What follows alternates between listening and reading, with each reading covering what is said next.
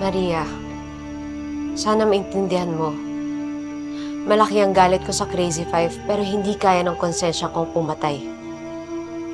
Hindi ganong klaseng paghihiganti ang gusto ko. Hindi basta-basta makakasalanan ng mga iyon sa iyo, Mira. Pati sa pamilya mo.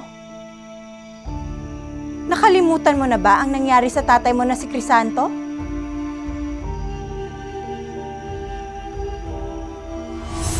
Tay, ulila na kami ni ate. Alaala niyo na lang ni nanay na natira sa amin.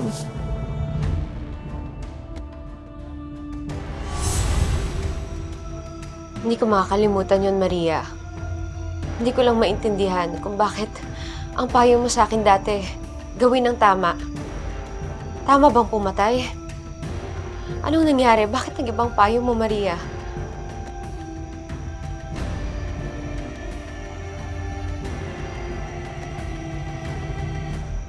Hindi ko kayang pinapagawa niyo.